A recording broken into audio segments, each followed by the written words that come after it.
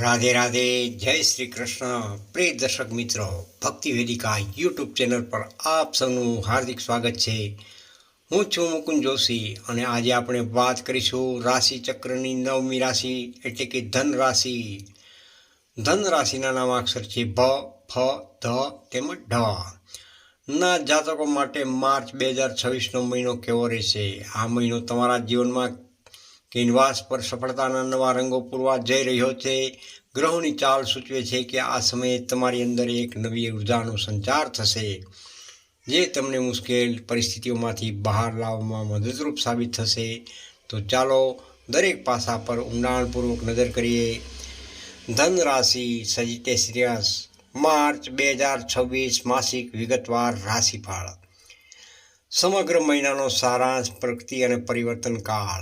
March મહિનો તમારા માટે માત્ર કેલેન્ડર બનનારો નથી, પણ ભાગ્ય બદલનારો સાબિત થઈ શકે છે. લાંબા સમયથી જે કાર્યો ફાઇલોમાં દબાયેલા હતા અથવા જે યોજનાઓ માત્ર વિચારોમાં હતી, તેને અમલમાં મૂકવાનો આ શ્રેષ્ઠ સમય રહેલો છે.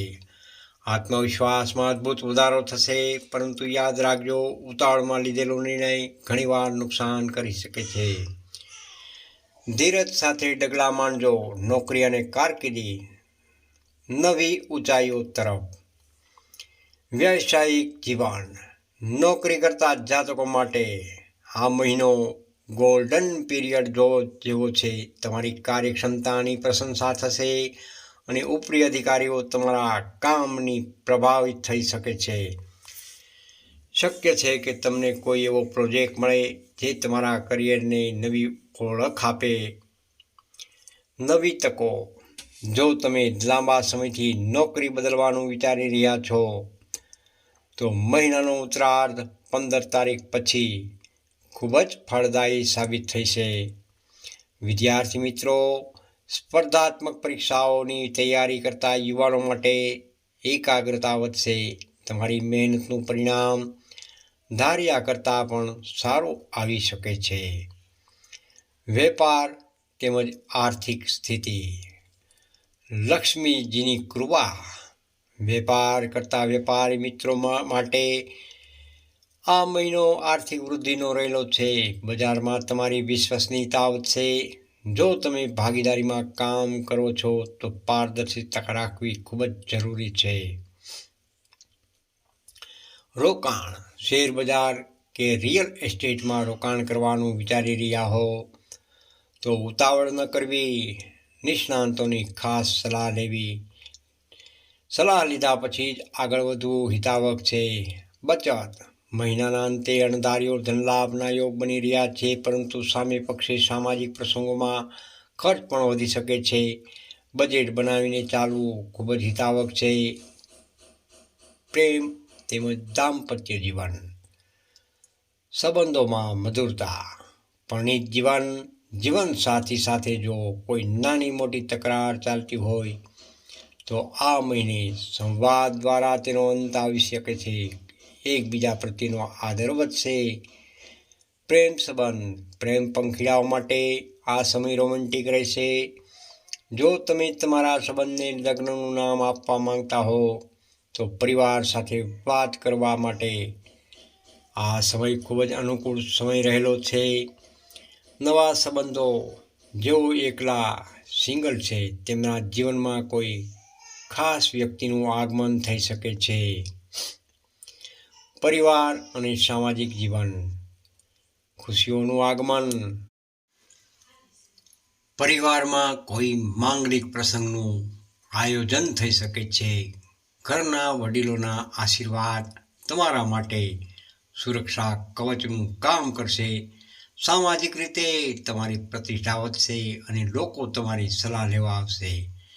મિત્રો સાથે ટૂંકા પ્રવાસનું આયોજન માનસિક શાંતિ અપાવશે.